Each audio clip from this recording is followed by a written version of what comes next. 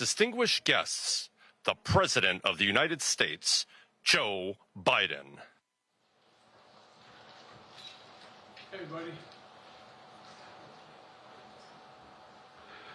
Thank you. Please be seated. Well, good evening. We just concluded this year's NATO summit, and the consensus among the members was it was a great success. It was especially momentous because it represented the 75th year of the most important military defense alliance in the world's history of the world. We should never forget that NATO grew out of the wreckage of World War II, the most destructive war in history. The idea was to create an alliance of free and democratic nations that would commit themselves to a compact of collective defense. Standing together, they knew we'd all be safer. An attack on one would be treated as an attack on all. And it's worked because a would-be aggressor knows if they attack one of us, they'll be attacked by all of us. Sending that message is the best way to deter aggression and prevent wars in the first place. For those who thought NATO's time had passed, they got a rude awakening when Putin invaded Ukraine. Some of the oldest fears in Europe roared back to life because once again, a murderous madman was on the march. But this time, no one cowered in appeasement, especially the United States. We collected intelligence that Russia was planning to invade Ukraine months before the invasion. I directed the intelligence community to be a significant amount of intelligence be declassified so I could start building an international coalition to oppose the invasion. Then in February, some of you remember, I warned the world that the invasion was imminent. I rallied a coalition of 50 nations from Europe to Asia to help Ukraine defend itself. Many foreign policy experts thought as Putin amassed Russian forces just 100 miles north of Kyiv, the capital of Ukraine, but Putin thought it was the mother home of Russia. The capital would fall in less than a week. But the Ukrainian people, backed by a coalition to help build, stopped them. Today, Kyiv still stands, and NATO stands stronger than it has ever been. During the week of this summit, several heads of states made it a point in their statements to thank the United States and to thank me personally for all that NATO has achieved. NATO is not only stronger, NATO is bigger because we led the charge to bring in Finland and Sweden into the alliance, and it makes a gigantic difference. Excuse me. Meanwhile, my predecessor has made it clear he has no commitment to NATO. He's made it clear that he would feel no obligation to honor Article 5. He's already told Putin, and I quote, "Do whatever the hell you want." In fact, the day after Putin invaded Ukraine, here's what he said. It was genius. It was wonderful. Some of you forgot that, but that's exactly what he said. But I made it clear a strong NATO is essential to American security. And I believe the obligation of Article 5 is sacred. And I would remind all Americans, Article 5 is invoked only once in NATO's long history, and that was to defend America after 9/11. I made it clear that I will not bow down to Putin. I will not walk away from Ukraine. I will keep NATO strong. That's exactly what we did, and exactly what we'll continue to do.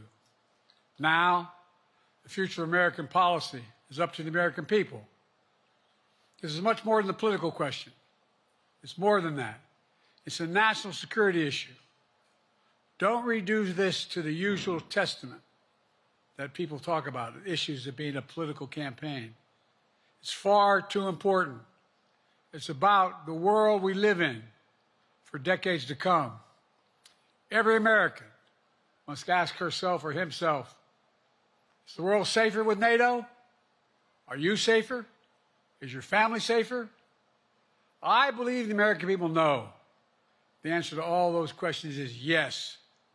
And I believe the American people understand that America is stronger because of our alliances. I believe the American consensus from Truman to Reagan to me still holds today. America cannot retreat from the world. We must lead the world. We are an indispensable nation, as Madeleine Albright wrote. Now let me turn to three other key issues. Just this morning, we had a great economic report showing inflation is down. Overall prices fell last month. Core inflation is the lowest it's been in 3 years. Prices are falling for cars, appliances, and airfares. Grocery prices have fallen since the start of the year. We're going to keep working to take down corporate greed to bring those prices down further. Meanwhile, Trump's calling for a 10% tariff on everything Americans buy, including food from overseas, vegetables, and other necessities.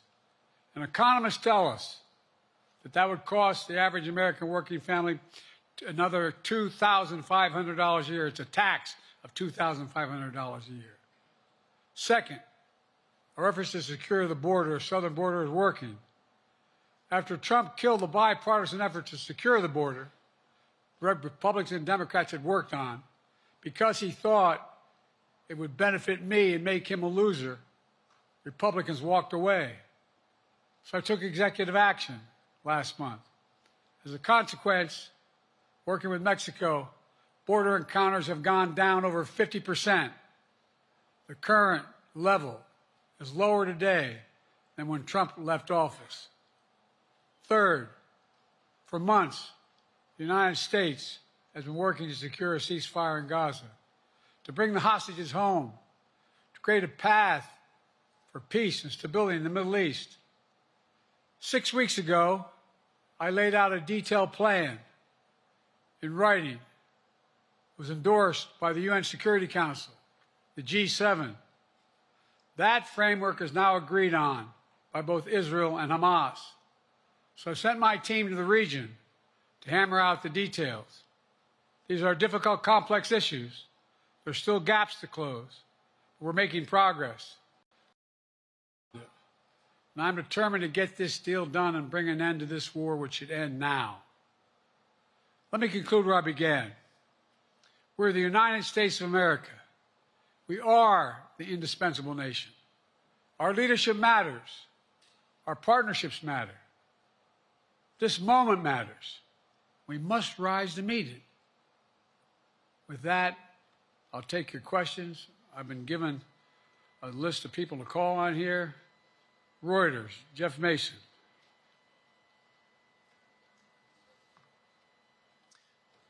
Mr. President, your political future has hung over the NATO summit a little bit this week. Speaker Pelosi made a point of suggesting that your decision on whether to stay in the race was still open. George Clooney and a handful of lawmakers have called on you to step aside. Reuters is reporting tonight that UAW leadership is concerned about your ability to win. UAW just endorsed me, but go ahead. Thank you. My question for you is, how are you incorporating these developments into your decision to stay? And separately, what concerns do you have about Vice President Harris's ability to beat Donald Trump if she were at the top of the ticket? Look, I wouldn't have picked Vice President Trump to be vice president, but I think she was not qualified to be president. So let's start there. Number one. The fact is that the consideration is that I think I'm the most qualified person to run for president. I beat him once, and I will beat him again. Secondly, the idea, I served in the Senate a long time. The idea that senators and congressmen running for office worry about the ticket is not unusual. And I might add, there are at least 5 presidents running or incumbent presidents who had lower numbers than I have now, later in the campaign. So there's a long way to go in this campaign. And so I'm just going to keep moving. And because, look, I got more work to do. We've got more work to finish. There's so much, we made so much progress. Think about it. Think about where we are economically relative to the rest of the world. Name me a world leader who wouldn't want to trade places with our economy. We've created over 800,000 manufacturing jobs, 1.5 million. So things are moving. We got more to go. Working class people still need help. Corporate greed is still at large.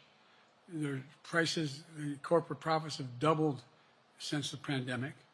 They're coming down, and so I'm optimistic about where things are going.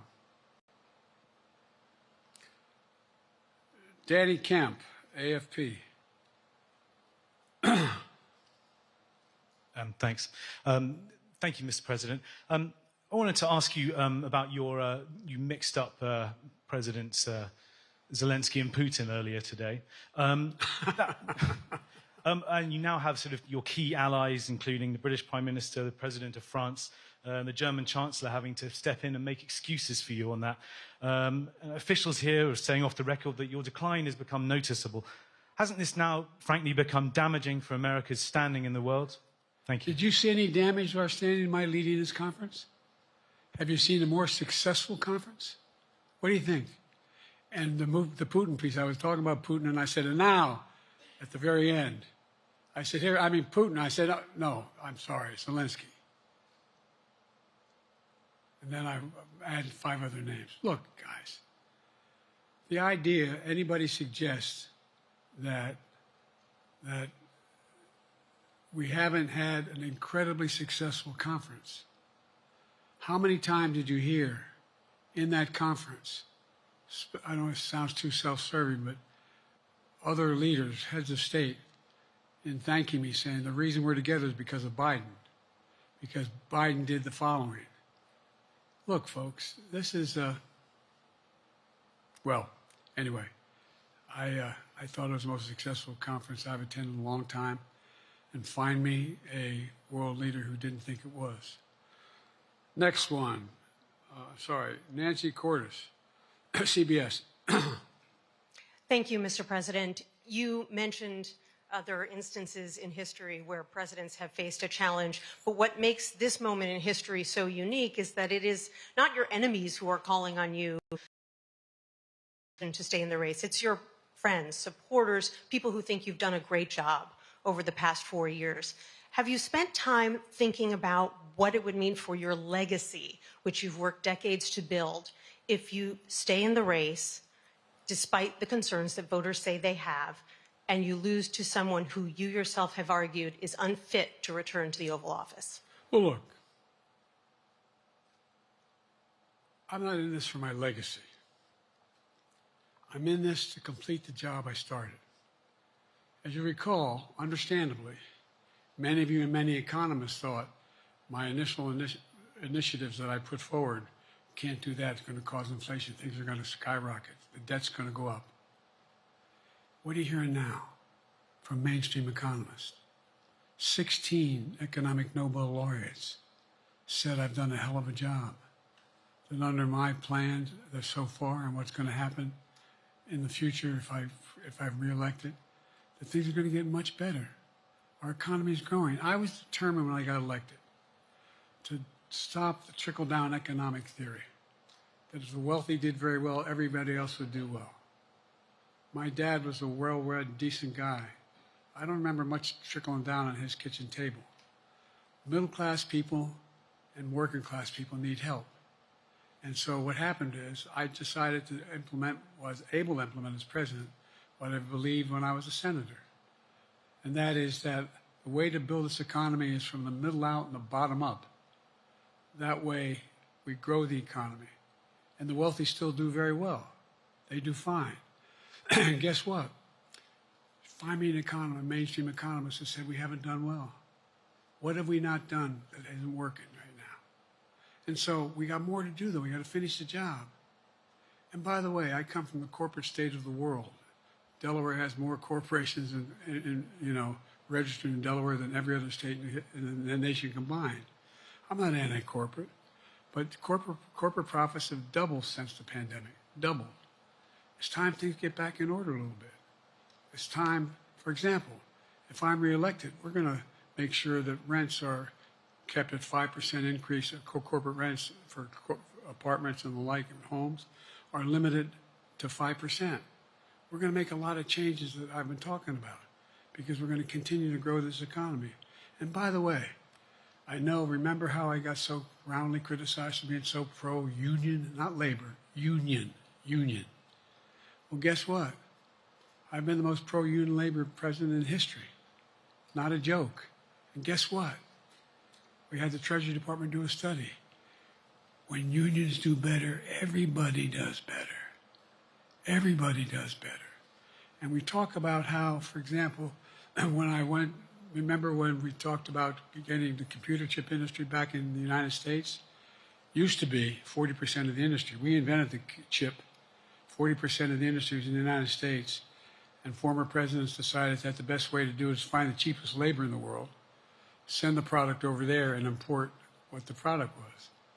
And so what did I do? I was told not to go over to Europe, to Asia, including Europe, but Asia.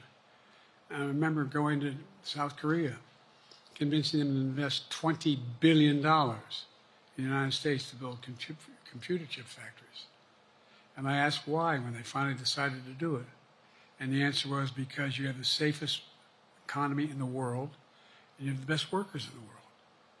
So the whole idea here is we've invested, there's over $50 billion in investment in computer chip manufacturing just coming into being. None of you thought that would happen. None of you thought that would happen. But it's happening. It's happening.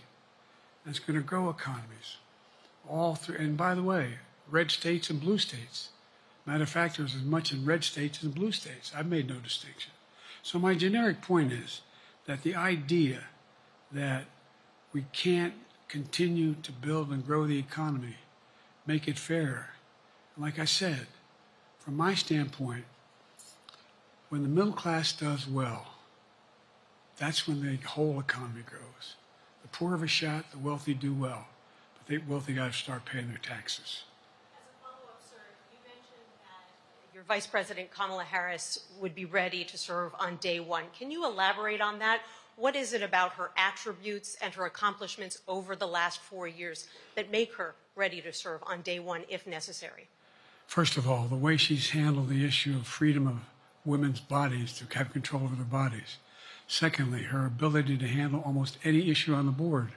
This was a hell of a prosecutor. She was a first-rate person, and in the Senate she was really good. I wouldn't have picked her unless I thought she was qualified to be president. From the very beginning, I made no bones about that. She is qualified to be president. That's why I picked her. Felicia Schwartz, Financial Times. Thank you, Mr. President. Presidency is the most straining job in the world, and it's 24/7. How can you say you'll be up for that next year, in 2 years, in 4 years, given the limits you've acknowledged that you have today? The limits I've acknowledged I have? There's been reporting that you've acknowledged that you need to go to bed earlier and your evening around 8. That's not true. Look, what I said was, instead of my every day starting at 7 and going to bed at midnight, it'd be smarter for me to pace myself a little more. And I said, for example, the 8, 7, 6 stuff, instead of starting a fundraiser at 9 o'clock, start at 8 o'clock. People get to go home by 10 o'clock. That's what I'm talking about. I'm not talking about, and if you look at my schedule since I made that stupid mistake in the campaign, in the debate, I mean, my schedule has been full bore. I've done, where's Trump been? Riding around in his golf cart, filling out his scorecard before he hits the ball? I mean, look, he's done virtually nothing. And I have, I don't know how many, don't hold me to it, roughly 20 major events. Some with thousands of people showing up. And so I just think it's better. I always have an inclination, whether I was playing sports or doing politics, just to keep going, not stop. I just got to just pace myself a little more. Pace myself. And the next debate, I'm not going to be traveling into 15 time zones a week before. Anyway, that's what it was about. That's what it was about. And by the way, even with that, I love my staff, but they add things all the time, at the very end. I'm catching hell from my wife for that. Anyway.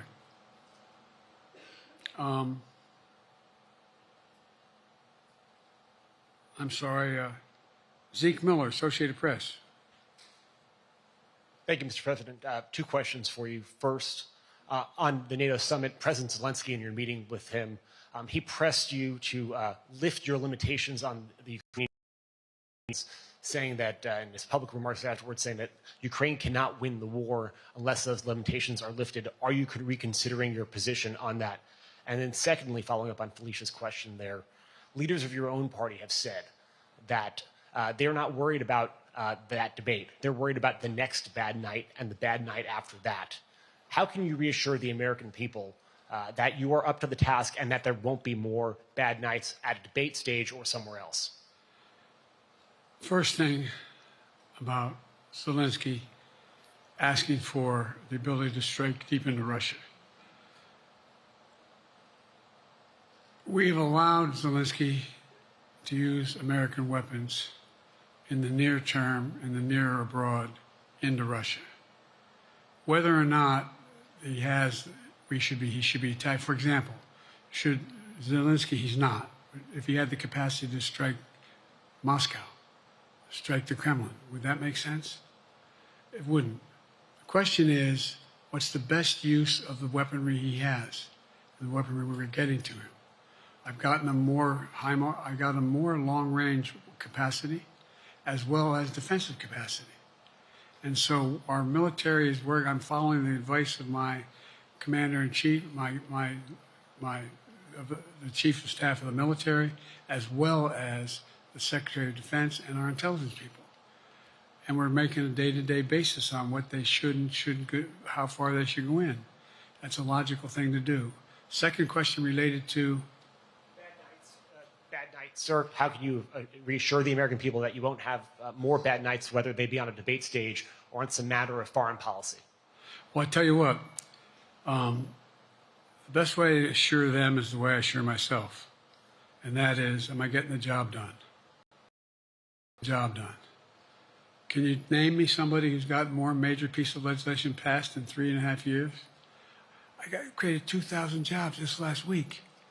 So if I slow down, I can't get the job done. That's a sign that I shouldn't be doing it. But there's no indication of that yet. None. Who I got here?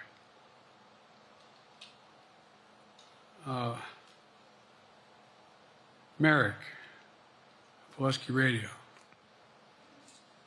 Thank you, Mr. President. How are you? I'm well.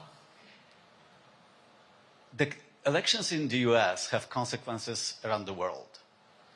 You have pretty high standing in Europe. I just asked President Macron about you, and he said we are happy to have him as the President of the United States. But there is a concern. Many people in Poland and across Europe are worried that the former president may win the election. And there's a lot of concern that Donald Trump may weaken NATO, stop supporting Ukraine, or push Ukraine to give up territories to Russia. They're correct. And yourself was warning just 2 minutes ago about it. So my question is, do you think that Europe will be left on its own if Donald Trump wins the election? And what's your advice to European leaders to prepare for possible US disengagement? Well, look, I think, how can I say this without sounding too self-serving? I'm not having any of my European allies come up to me and say, Joe, don't run. What I hear them say is, you've got to win. You can't let this guy come forward. It'd be a disaster. It'd be a disaster. I mean, I think he said in one of his rallies, don't hold me to this, recently, where NATO, I just learned about NATO, or something to that effect. Foreign policy has never been his strong point. And he seems to have an affinity to people who are authoritarian. That worries, as I tell you from Poland, that worries Europe. That worries Poland. And nobody, including the people of Poland, think that if he wins in Ukraine, he's going to stop in Ukraine, that that's going to be the end of it. And so what I can say is, I think I'm the best qualified person to do the job, to make sure that Ukraine does not fall, that Ukraine succeeds, that the European alliance stays strong. You may recall, no one was talking about Finland joining NATO. I remember talking to Putin right after we got elected in Geneva, and he was talking about what we should do. We couldn't be in Eastern Europe, etc. And I said, you're looking for the Finlandization of Ukraine, as you're going to get the NATOization of Finland. And about 4 weeks later, I got a call. That's not true. Probably 5 months later, from the president of Finland, could he come and see me? In my office. I invited him to the Oval Office. We sat down and talked. He said he wanted to join NATO. Could I help? And I did. It wasn't automatic. And then I got a call from the Swedes. I beg your pardon?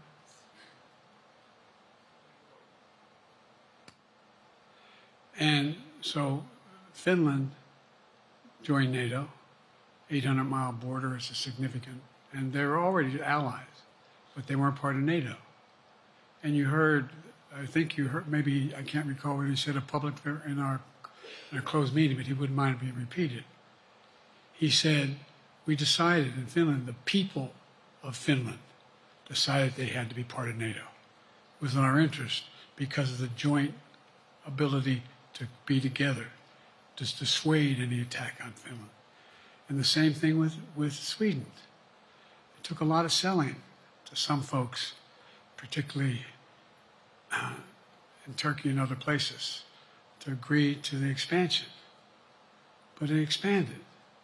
And we're a hell of a lot stronger because of it. We're more secure because of it.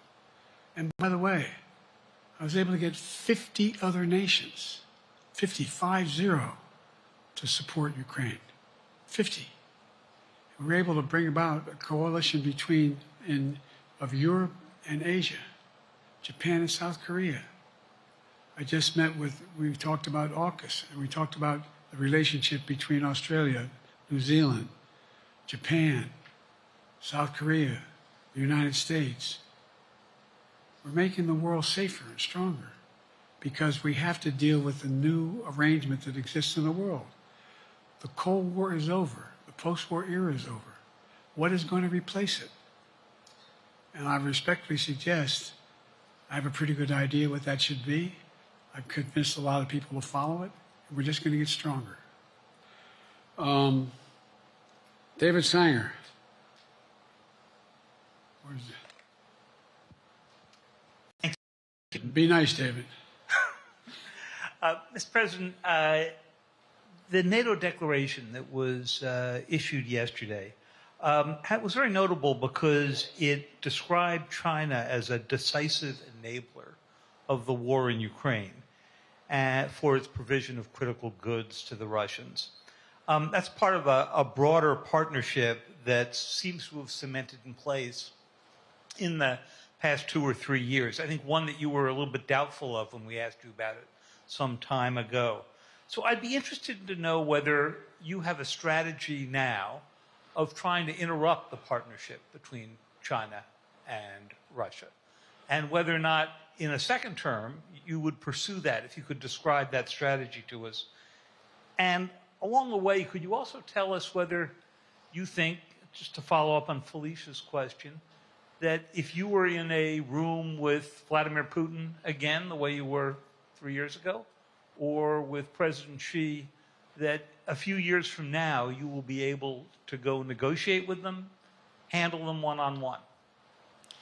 Well, the first part of the question is, we discussed and I raised in the NATO summit, and others raised, the future of China's involvement, what they're going to do, what they're doing with Russia in terms of accommodating, facilitating, They're getting access to additional. They're not supplying weapons themselves. They're supplying mechanisms for them to be able to get weapons. And China's position is basically, and I've spent more time with Xi Jinping than any world leader has, over 90 hours since being vice president all the way through, for real. And by the way, I handed all my notes. But my point is that Xi believes that China is a large enough market that they can entice any country, including European countries, to invest there in return for commitments from Europe to do A, B, C, or D, or not to do certain things. What's happened is we had a long discussion about what we have to make clear. China has to understand that if they are supplying Russia with information and capacity, along with working with North Korea and others to help Russia in armament, that they're not going to benefit economically as a consequence of that by getting the kind of investment they're looking for. And so, for example, we're in a situation where, and we've reestablished direct contact with China after that, remember the balloon, quote unquote, going down, all of a sudden things came to an end? Well, we set up a new mechanism. There's a direct line between Xi and me, and our military has direct access to one another, and they contact one another when we have problems. The issue is that we have to make sure that Xi understands there's a price to pay for undercutting both the Pacific Basin as well as Europe, and as it relates to Russia and dealing with Ukraine. And so for example,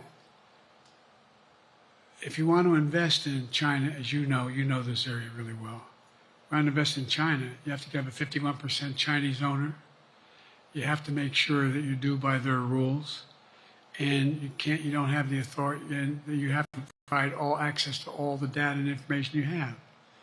There was a while there, as you recall, the last administration and other administrations, where the access to that market was enticing enough to get companies to come in because they had access to over 1 billion people in a market, not 1 billion, but a lot of people in the market. And so they were doing it. But that got curtailed when we started saying we're going to play by the same rules. For example, the idea they don't abide by the international rules related to subsidizing products by the government funding. So guess what? They're not going to be able to export their electric vehicles to the United States without a significant tariff. Others are doing the same thing around the world. But it is a concern. It is a concern that you have both China, North Korea, Russia, Iran, countries that are not necessarily coordinated in the past, looking to figure out how they can have impact. Interrupt that impact? Yes, I do, but I'm not prepared to talk about the detail of it in public. And I think you'll see that some of our European friends are going to be curtailing their investment in Russia. In China, as long as China continues to have this indirect help to Russia in terms of being able to help their economy as well as help them in, as a consequence of that, their ability to fight in Ukraine. The other thing that we talked a lot about is that, and I raised it, and I didn't hear any. I can't swear that everyone agreed because not everyone got to talk about it.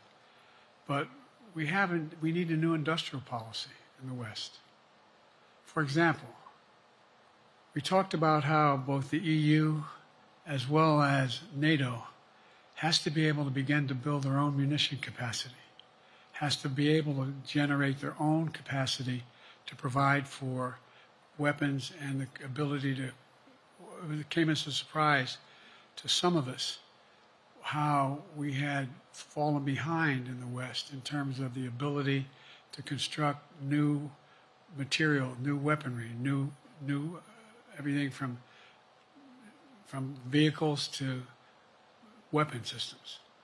And so one of the things that came out of this was we're going to be meeting again with a number of my colleagues, my European colleagues, is what do we do to increase the capacity of the West, particularly in Europe and Japan, to be able to generate the kind of ability to produce their own weapon systems.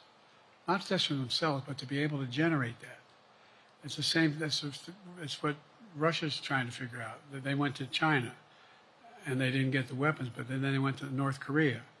But we're going to be in a position where the West is going to become the industrial base for it to be able to, the ability to have all the defensive weapons that we need.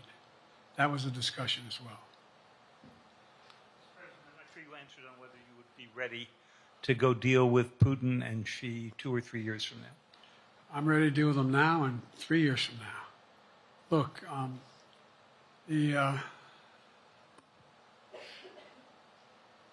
like I said, I'm dealing with Xi right now and direct contact with him. I have no good reason to talk to Putin right now. There's not much that he is prepared to do in terms of accommodating any change in his behavior. And, but there isn't any world leader I'm not prepared to deal with. But I understand the generic point is Putin ready to talk? I'm not ready to talk to Putin unless Putin's ready to change his behavior. And the idea, look, Putin's got a problem. First of all, in this war that he is supposedly have won, and by the way, I think, don't hold me to the exact number, but I think that Russia had 17.3% of Ukraine that they've conquered. Now it's 17.4. I mean, in terms of percentage of territory. They've not been very successful. They've caused horrible damage, loss of life, but they've also lost over 350,000 troops, military, killed or wounded. They have over 1 million people, particularly young people with technical capability, leaving Russia because they see no future there. They've got a problem.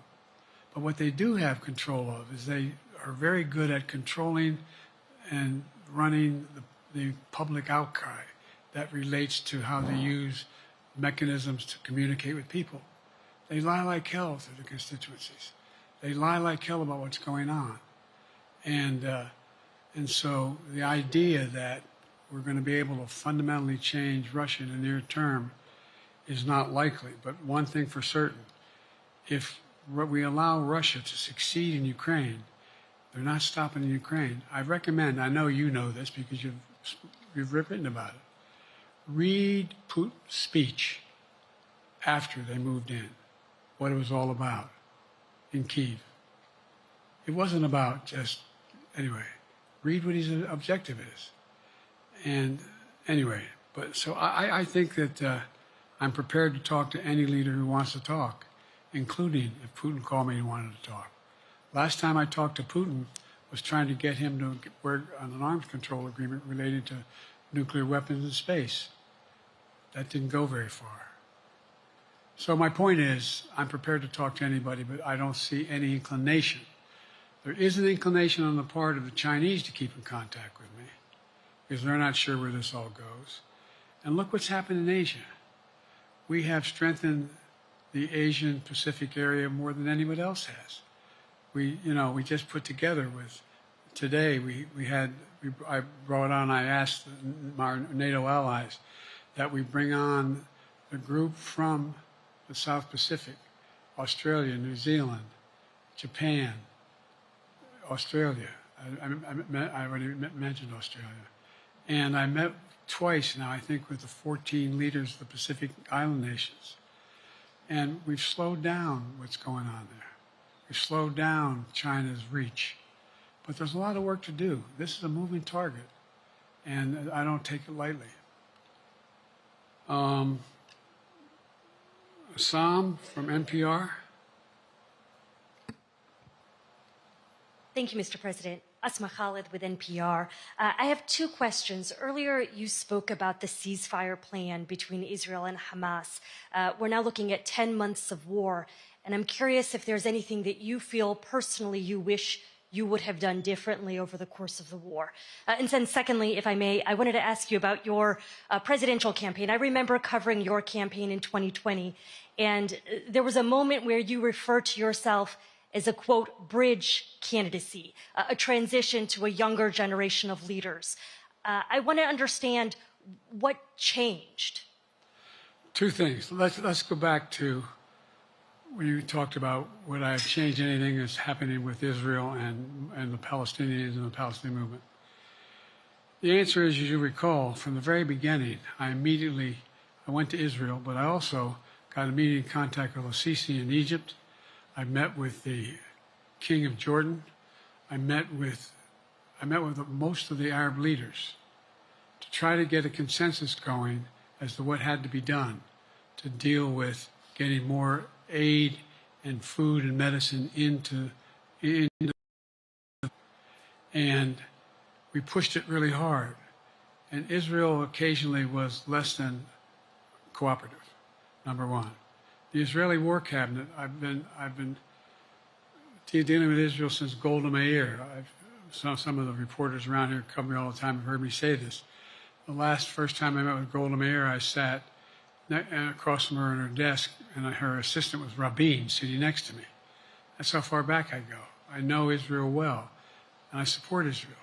But this war cabinet is one of the most conservative war cabinets in the history of Israel.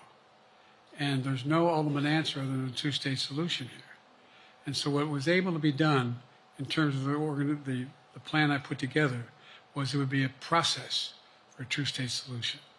And we get the Arab nations to, particularly from Egypt all the way to Saudi Arabia, to be in a position where they would cooperate in the transition so that they could keep the peace in Gaza without Israeli forces staying in Gaza. The question has been from the beginning, what's the day after in Gaza? And the day after in Gaza has to be, the end of the day after has to be no occupation by Israel and the Gaza Strip, as well as the ability for us to get in and out as rapidly as you can, all that's needed there. I've been disappointed that some of the things that I've put forward have not succeeded as well, like the port we attached from Cyprus. I was hopeful that would be more successful. But that's why when I went to Israel immediately after the massacres that occurred at the hands of Hamas, the one thing I said to the Israelis, and I met with the War Cabinet and with Bibi, don't make the same mistake after bin Laden. There's no need to occupy anywhere. Go after the people who did the job. You may recall, I still get criticized for it, but I was totally opposed to the occupation and trying to unite Afghanistan. Once we got bin Laden, we should have moved on, because it was not no one's ever going to unite that country. I've been over every inch of that, not every inch, the entirety from the poppy fields all the way to the north. I said, don't make the same mistake we made. Don't think that's what you should be doing, is doubling down. We'll help you find the bad guys, Sinwar and company. And all this criticism about I wouldn't provide when the weapons they needed. I'm not providing them 2,000-pound bombs. They cannot be used in Gaza or any populated area without causing great human tragedy and damage. But remember what happened when you had the attack on Israel with rockets and ballistic missiles. I was able to unite the Arab nations as well as Europe, and nothing happened. Nothing got hurt. It sent an incredible lesson to what was going on from the Middle East. So there's a lot of things, in retrospect, I wish I had been able to convince the Israelis to do. But the bottom line is we have a chance now. It's time to end this war. Doesn't mean walk away from going after Sinwar and Hamas. And if you notice, you know better than most, there is a growing dissatisfaction on the West Bank from the Palestinians about Hamas. Hamas is not popular now. And so there's a lot of moving parts. I just have to keep moving to make sure that we get as much done as we can toward a ceasefire, and get those. And by the way, look at the numbers in Israel. I mean, my numbers are better in Israel than they are here. But then again, they're better than a lot of other people here too. But anyway. Bridge candidacy in 2020, you referred to yourself as being a bridge candidate for a younger, fresher generation of Democratic leaders, and I wanted to know what changed. What changed was the gravity of the situation I inherited in terms of the economy, our foreign policy, and domestic division. And I think, I won't put words in anybody's mouth, most presidential historians give me credit for having accomplished more than most any president since Johnson and maybe before that to get major pieces of legislation passed. And what I realized was my long time in the Senate had equipped me to have the wisdom to know how to deal with the Congress, to get things done. We got more major legislation passed that no one thought would happen.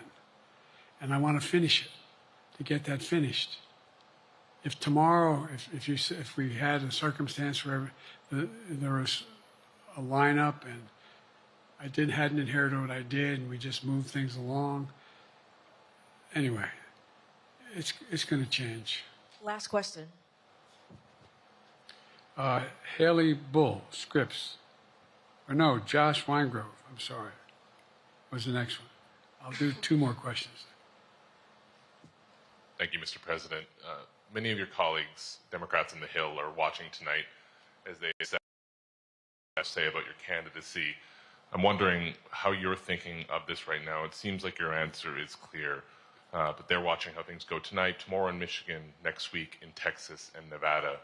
Are you thinking that way about how the next week or two goes would inform your... Am I using that way, you said? Are you thinking that way about how the next 2 weeks go? Will that affect your decision, or are you fully determined on running in November as the party's nominee? I'm determined on running, but I think it's important that I allay fears by let them see me out there. Let me see them out. You know, for the longest time it was, Biden's not prepared to sit with us unscripted. Biden's not prepared to, anyway. And so what I'm doing is, and I've been doing, I think we've done over 20 major events from Wisconsin to North Carolina to demonstrate that I'm going out in the areas where we think we can win, where we can persuade people to move our way, or people are already there. And here, look, the other thing is, we have the most extensive campaign organization of anybody's had in a long, long time. We have well over 1,000 volunteers knocking on doors, making phone calls, making tens of thousands of phone calls. We have headquarters, I forget exactly how many, I don't want to cite a number and then find out I'm off, but we have scores of headquarters in all the toss-up states. We're organized, we're moving, and that's awful hard to replace in the near term. And here's the other thing. I was in the Senate a long time. Very proud of what I've done in the Senate. I was chairman of the Foreign Relations Committee for a long time, and I was chairman or ranking member and chairman of the Judiciary Committee. I'm going to go down to the Johnson Library. Anyway, I'm going to be going around making the case of the things that I think we have to finish and how we can't afford to lose what we've done or backslide on civil rights, civil liberties, women's rights. There's that little button we have. Control guns, not girls. I mean, the idea We're sitting around. That's where Kamala's so good as well. We're sitting around. More children are killed by a bullet than any other cause of death. The United States of America. What the hell are we doing? What are we doing? We got a candidate saying, promised the NRA, don't worry, I'm not going to do anything. I'm not going to do anything. You got a Supreme Court that is what you might call the most conservative court in American history. This is ridiculous. There's so much we can do still. And I'm determined to get it done. It's about freedom. And by the way, I'll end this. Well, I'm not going to do that. Haley has to come up too. But I remember I made a speech on democracy in Philadelphia at Independence Hall. And I'm not being critical, just observing. The bulk of the press, what the hell is he talking about that for? Democracy. You did. Democracy is not an issue. Democracy is not an issue. Except the polling data showed 60% of the people knew I was right, thought I was right. I'm not asking you a question. You don't have to answer, obviously. But do you think our democracy is under siege based on this court? Do you think democracy is under siege based on Project 2025? Do you think he means what he says when he says he's going to do away with the civil service, eliminate the Department of Education? I mean, we've never been here before.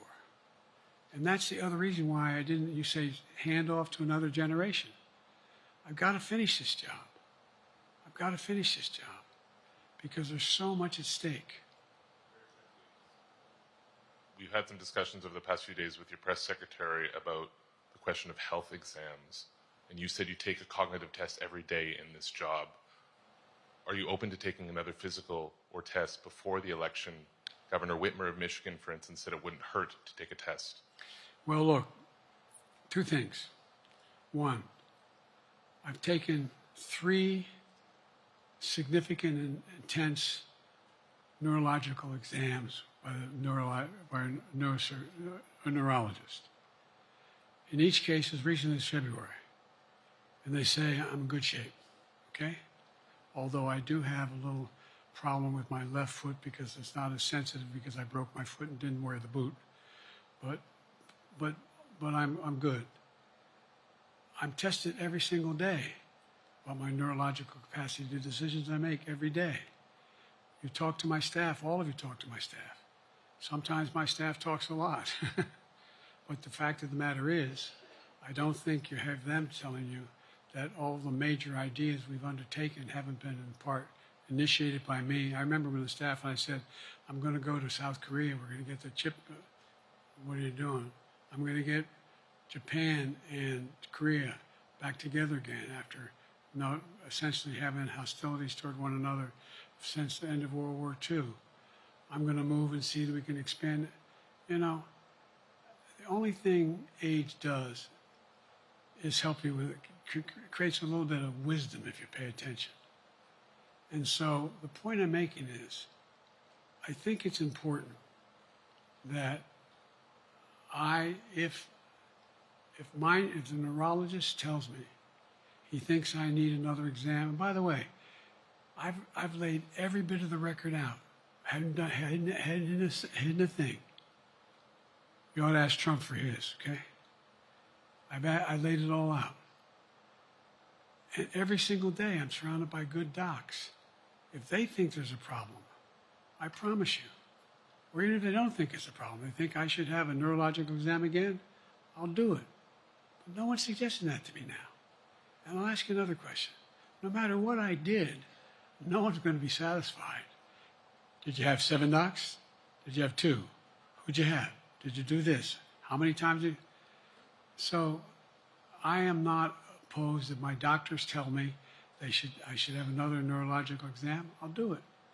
But that's where I am. Haley Bull, Scripps. Thank you, Mr. President. You said you're making decisions on a day-to-day basis when it comes to support for Ukraine. Does that mean you have not closed the door on further considering lifting restrictions for U.S.-made weapons inside Russia? And if I may, your convention is coming up where your delegates are pledged to make you the official nominee. If they have second thoughts, are they free to vote their conscience? Obviously, they're free to do whatever they want, but I get overwhelming support. Overwhelming support. I won, I forget how many votes I won in the primary. Overwhelming. And so tomorrow, if all of a sudden I show up at the convention, everybody says, we want somebody else, that's the democratic process. It's not going to happen. Even if that means they vote for someone else? Sure. Look, I'll end this with this. I served in the Senate a long time.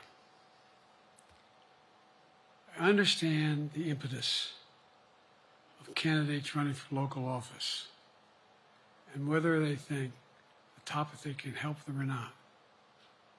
In my state of Delaware, which was a very, at least it was a red state when I started, in terms of where you now talk red and blue. I don't recall most of the Democratic presidents winning my state when I was a candidate. The truth of the matter is I understand the self-interest of every candidate.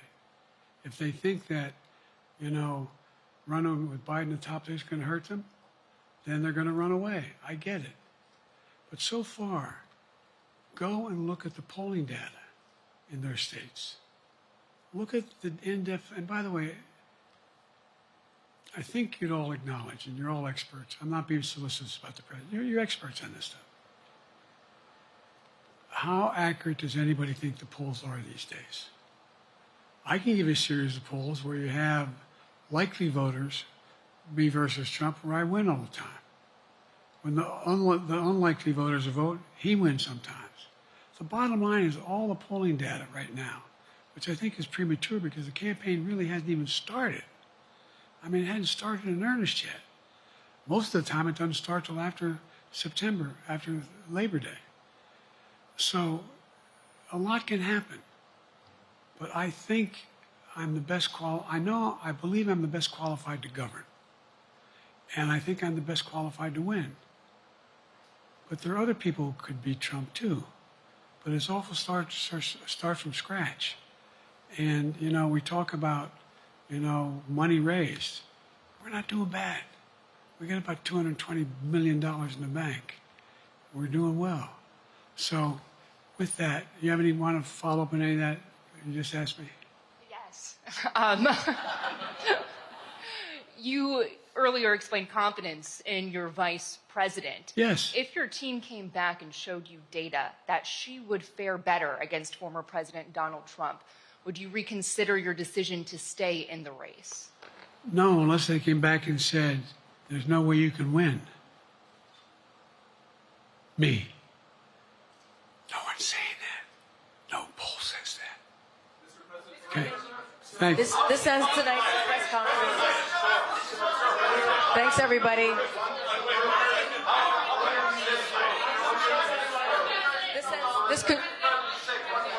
This concludes. Respectfully, earlier you misspoke in your opening answer. You referred to Vice President Harris as Vice President Trump.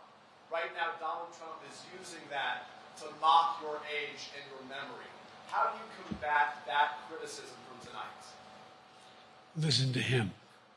This concludes tonight's press conference. Thank you, everybody. Thanks, everyone.